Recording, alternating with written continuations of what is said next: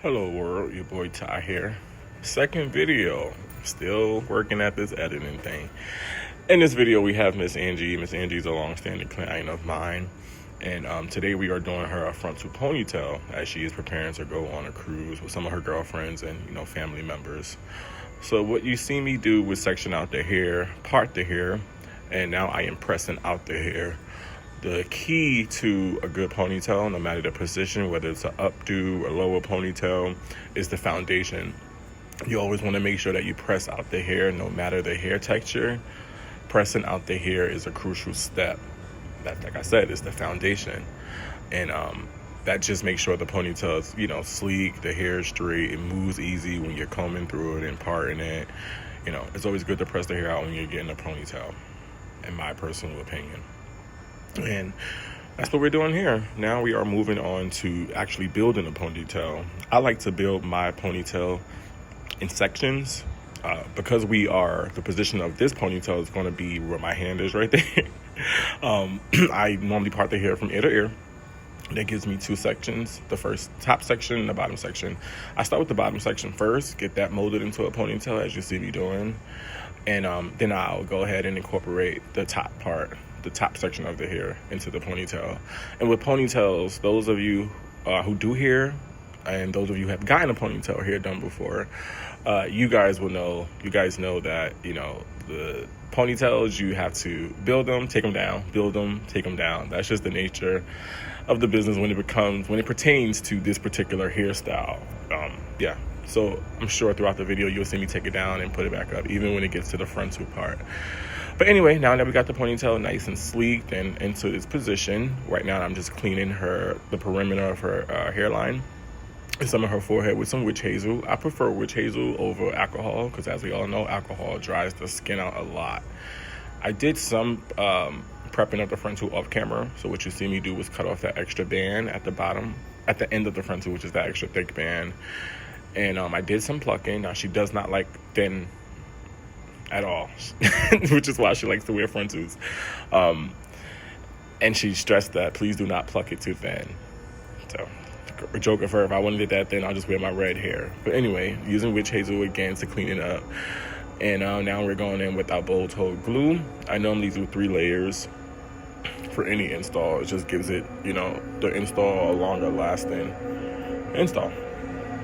Instead of our install lasting about 2 weeks, 3 layers can last you with proper maintenance is about 3 weeks.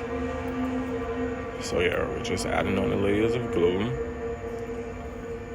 I stopped using stocking caps because a lot of people don't know how to remove the stocking caps. And normally they'll just sprinkle some water or alcohol again, which already drying out your skin, it's drying out your hair, and you're just ripping off that stocking cap or your whole frontal with the stocking cap still attached. And next thing you know, your hair is just thinning and thinning and thinning. So I just stopped using stocking caps altogether. Yeah. So we got the frontal on, and I'm just using my hot comb to blend the hair in.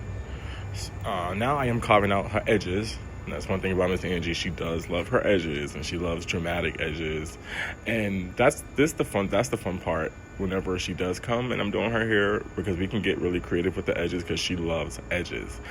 But she's very particular. So she's a little insecure about her forehead, clearly. So she always requests that I just lay the frontal a little bit lower than I normally would to cover up some of her forehead pretty much. So I did. And that's what we're doing now. The frontal is on.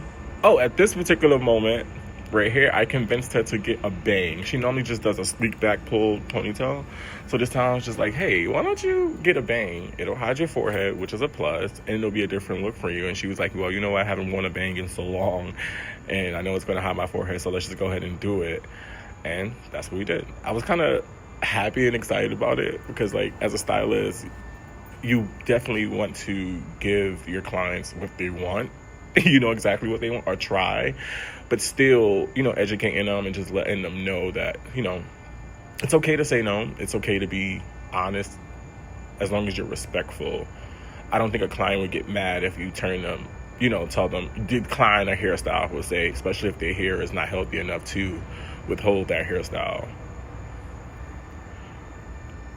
So right now we are working on the bang section. Just carved it out, putting back on the edge band. You know, the edge band just helps with the molding process of the lace.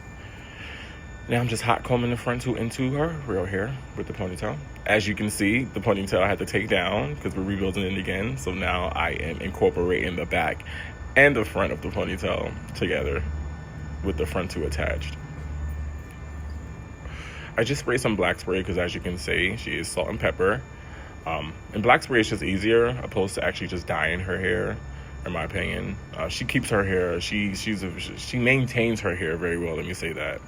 For her to be an older lady, she knows exactly what she wants. She knows exactly how she wants to look, and she doesn't mind asking questions and asking for advice or directions what to do to make sure this stays and that stays. And so it's always a good time whenever Miss Angie comes in because our conversations are so good, so good. Yeah.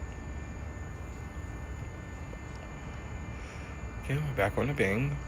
And I believe we're about to start the cutting process. And I like to use a hand razor because it doesn't give it such a blunt cut, straight across cut.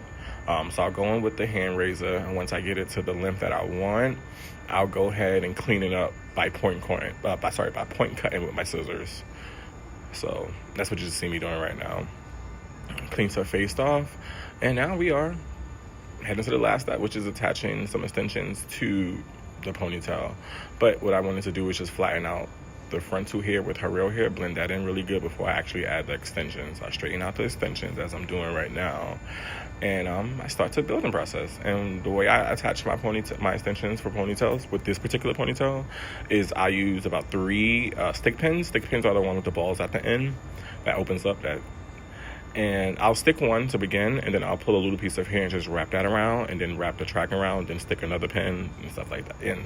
And ultimately, it's just you use less pins, which prevent any like uncomfortableness, if that's even a word. Because you know sometimes with those stick pins, you stick it in the wrong area. It's just like and you mess around trying to take it out, unloosen it, wiggling it, and then now you have to build the ponytail all over again. So ponytails are fun. I love them. And I believe we are done here. We are. Check my girl out. Ready for her cruise. She's ready to look good at sea. For all booking inquiries, you can definitely DM me on Instagram at Shanedarby here. You can hit me up on TikTok at Shanedarbyempire. Subscribe to my YouTube channel at Shanedarbyempire as well. Thank you guys for watching. Have a blessed day. Peace.